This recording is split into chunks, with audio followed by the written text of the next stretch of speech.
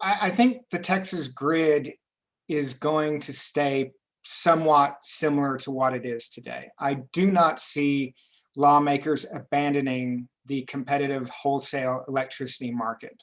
I don't see them doing away with retail electric providers offering customers exposure to that wholesale market that led to these crazy bills. What I do expect is to see tighter regulation in terms of weatherization and preparedness. I think we might see greater penalties for generators who fail to deliver electricity that they promised to generate a day in advance. But these are going to be small tweaks around the edges. I don't think we're going to see a big political fallout. We just had an election. It's 2 years until the next election. I'm not sure that the electorate understands the role of Texas politicians enough to hold them accountable.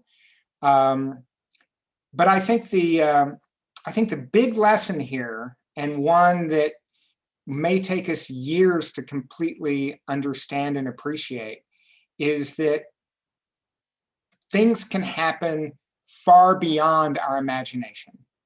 No one imagined that a storm of this size, with temperatures this cold and this much moisture, could hit Texas. It had never happened before. It was outside of all the planning parameters. And it's proof once again that the climate is changing and that we have to prepare for climate disruption in ways that we couldn't imagine before. I was talking to Canadian radio in the middle of this, and I said, you guys are going to have the opposite. We had horribly cold winter where we lost a lot of power. You're going to have a horribly hot summer where you're going to lose a lot of power because the extremes are coming and all of our systems are primarily built for the median day. And Texas proved that that's insufficient to keep people alive and healthy during extreme weather events. Okay, so none of us can be complacent. Texas has been a state where conversations about climate change have not always been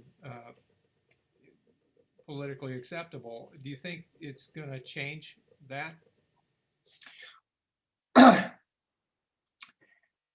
I mean, I have not heard Governor Abbott use the term climate change. Neither has it come out of the lips of the Lieutenant Governor, Dan Patrick, or frankly, any other Republican leader in this state. They're not talking about climate change. They're not talking about climate disruption. And, they really can't for fear of losing their jobs. I mean, the Republican primary voter in Texas is a Trump supporter who believes the climate change is a hoax. I get 100 emails every time I utter the word climate change in a column telling me what a fool I am and to stop spreading propaganda. The climate denial in Texas remains really, really powerful. Sadly, I think we're not going to see a recognition of climate change to the degree that's necessary to meet the needs of Texans or to address the global problem.